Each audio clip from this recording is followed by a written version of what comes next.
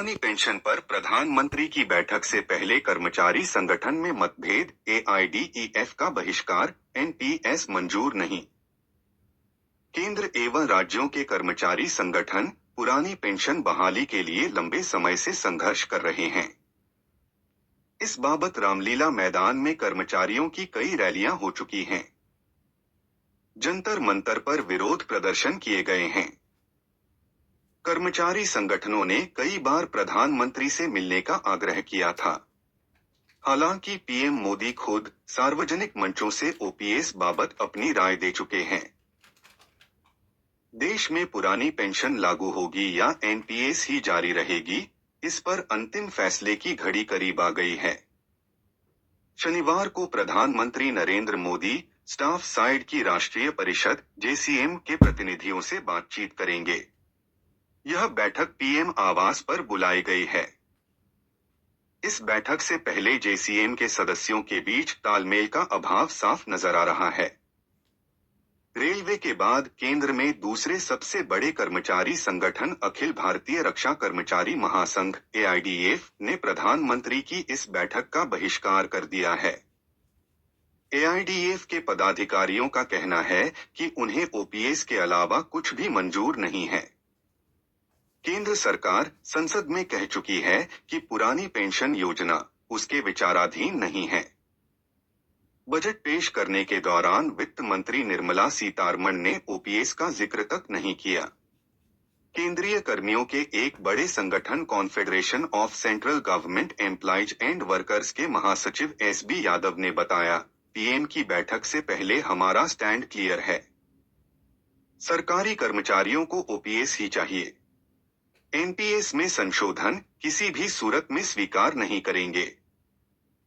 केंद्र एवं राज्यों के कर्मचारी संगठन पुरानी पेंशन बहाली के लिए लंबे समय से संघर्ष कर रहे हैं। इस बाबत रामलीला मैदान में कर्मचारियों की कई रैलियां हो चुकी हैं। जंतर मंतर पर विरोध प्रदर्शन किए गए हैं। कर्मचारी संगठनों ने कई बार प्रधानमंत्री से मिलने का आग्रह किया था। हालांकि पीएम मोदी खुद सार्वजनिक मंचों से ओपीएस बाबत अपनी राय दे चुके हैं। पीएम ने उन राज्य सरकारों पर भी निशाना साधा था जिन्होंने ओपीएस लागू की है। इसके अलावा केंद्र सरकार कई बार कह चुकी है कि पुरानी पेंशन बहाली संभव नहीं है। Joint forum for restoration of old pension scheme JFROPS national joint council of action NJCA के कन्वीनर शिव गोपाल मिश्रा एवं co convener doctor M Raghavaiah ने 29 फरवरी को ओपीएस बाबत प्रधानमंत्री नरेंद्र मोदी को एक पत्र लिखा था। इस पत्र में बताया गया कि केंद्र एवं राज्यों के सरकारी कर्मियों ने ओपीएस बहाली की मांग को लेकर 1 मई से अनिश्चितकालीन हड़ताल पर जाने का निर्णय लिया है। कर्मियों को गारंटीकृत पुरानी पेंशन ही चाहिए। सरकार बिना गारंटी वाली योजना एनपीएस को समाप्त करे।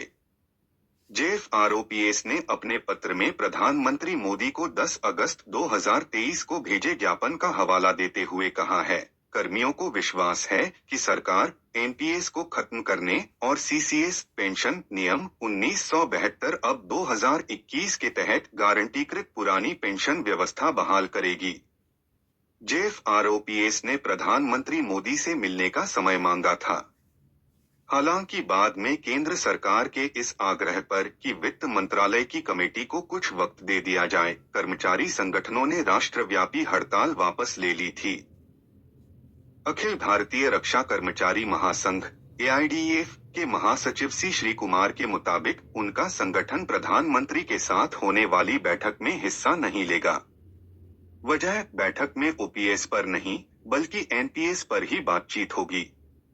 एआईडीएफ पहले ही कह चुका है कि उसे एनपीएस में सुधार मंजूर नहीं है।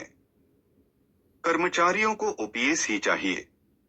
बता दें कि अखिल भारतीय रक्षा कर्मचारी महासंघ ने नॉर्थ ब्लॉक में 15 जुलाई को हुई वित्त मंत्रालय की कमेटी की बैठक का भी बहिष्कार किया था।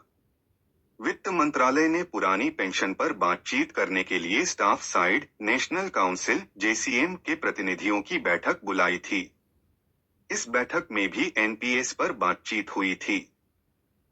एआईडीएफ के अध्यक्ष एसएन पाठक और महासचिव सी श्री कुमार का कहना था, कर्मियों को केवल गारंटीकृत पुरानी पेंशन ही चाहिए।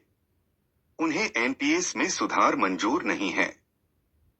केंद्र एवं और राज्य सरकारों के 6 करोड़ से अधिक कर्मचारी एनपीएस को खत्म करने और पुरानी पेंशन योजना के तहत पेंशन बहाल करने के लिए संघर्ष कर रहे हैं।